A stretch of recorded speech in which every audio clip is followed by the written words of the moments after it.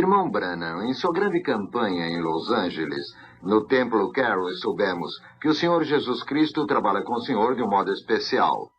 Os maravilhosos dons e o discernimento do espírito do coração dos homens, tais como as enfermidades dos corpos e os sinais de milagres e cura feitos, e achamos maravilhosos.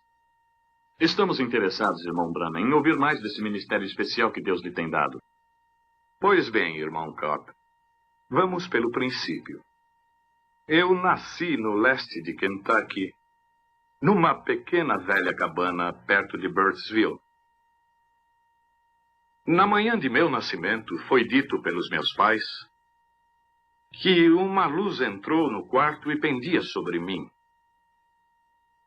Meu pessoal não era religioso. Não frequentava nenhuma igreja. É claro, isso causava uma agitação entre eles. Essa luz me segue todos os dias de minha vida. Recentemente, tiraram uma foto disto, o mundo científico, como se vê aqui. Provavelmente vocês estão familiarizados com esta foto. Foi provado pela ciência. É o único ser sobrenatural que tem sido fotografado. Minha opinião, é o mesmo anjo de Deus que seguiu os filhos de Israel desde o Egito até a Palestina. Vocês, como estudantes da Bíblia, sabem que este foi o anjo do pacto, nosso Senhor Jesus Cristo, e que quando ele esteve aqui na terra, manifestado em carne, não reclamou ser uma grande pessoa. Ele disse que o filho nada pode fazer, a não ser que o pai o mostre. Em São João, capítulo 5, vocês conhecem estas escrituras. Jesus passou por esse famoso tanque de Betesda e encontrou muitas pessoas ali, cegos, mancos, coxos, esperando o movimento da água. É estranho que haja ministrado somente a um, mas se você nota, ele sabia onde estava essa pessoa. O pai o havia mostrado. Ele curou aquele. Talvez ele não era aleijado, porém estava sobre uma cama. Mas Jesus o curou. Então, mais adiante, encontramos no versículo 19, ele foi interrogado pelos judeus. Talvez isso seja questionado hoje. Por que Deus passaria por meio de um lugar onde há coxos e cegos e não curaria a todos? Mas quero citar suas palavras. Ele disse, em verdade eu vos digo, o filho não pode fazer nada de si mesmo, mas o que vê o pai fazer, o filho faz igualmente. De acordo com suas palavras, seu ministério foi baseado nas visões do pai. Não seria então estranho que seu ministério se efetuasse como prometera a seus discípulos? As coisas que faço, vós também as fareis, e as fareis maiores do que estas, porque vou para o Pai. Ele disse, um pouco e o mundo não me verá mais, mas vós me vereis, e estarei convosco e em vós até o fim do mundo. Jesus Cristo é o mesmo ontem, hoje e eternamente. Creio em sua confirmação, neste último dia, pela ressurreição de Jesus, vivendo entre seu povo, fazendo os mesmos sinais e maravilhas que fez quando estava aqui na terra.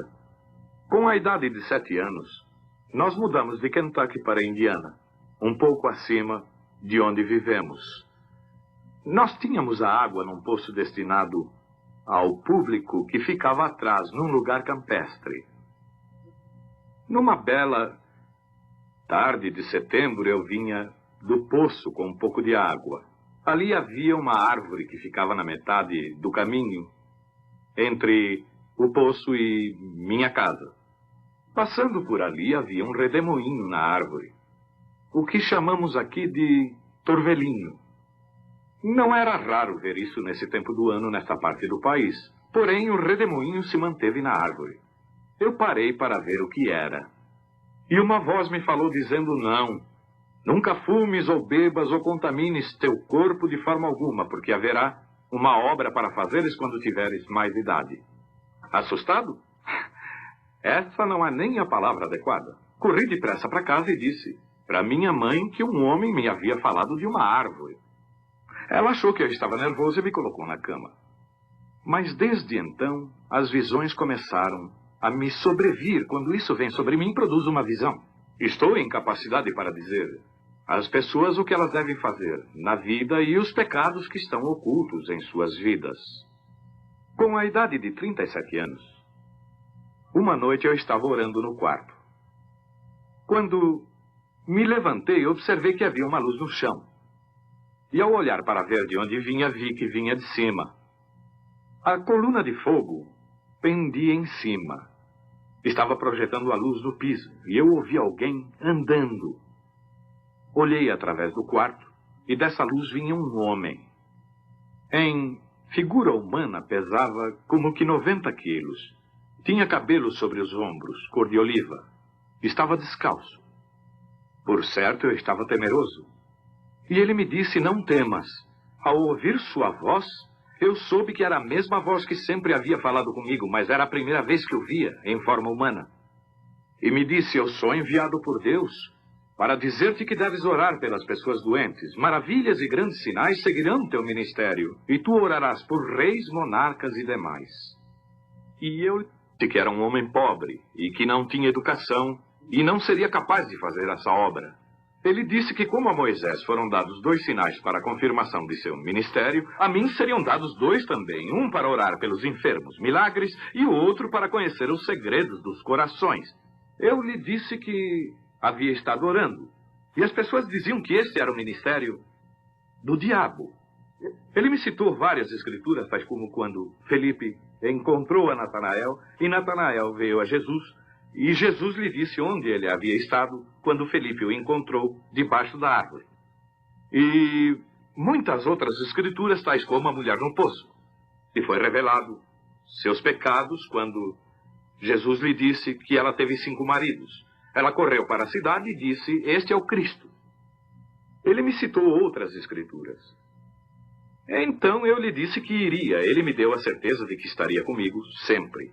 Como sabe, irmão Kopp, o mundo conhece as grandes coisas que têm acontecido no meu ministério. Estava pensando sobre essa visão que eu recordo de não muito tempo atrás, cerca de uns 4 anos atrás, para ser preciso, de um garotinho morto ao lado da rodovia, atropelado por um carro.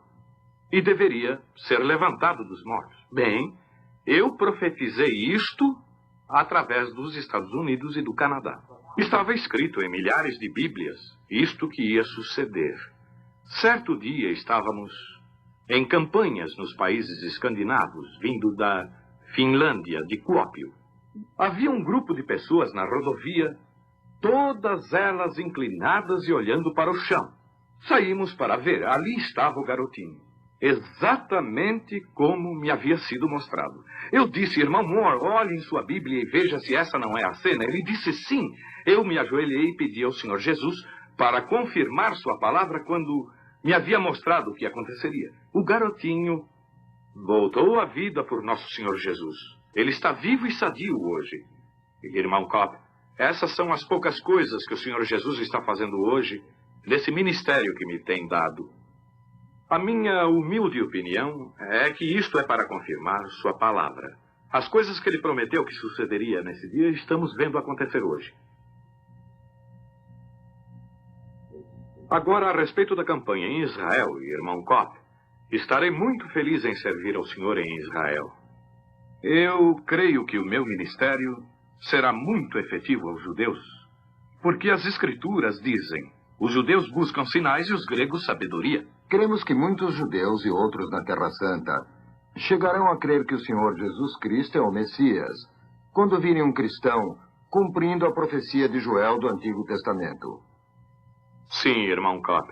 Estou seguro que você está se referindo à profecia de Joel no Velho Testamento, Joel 2:28.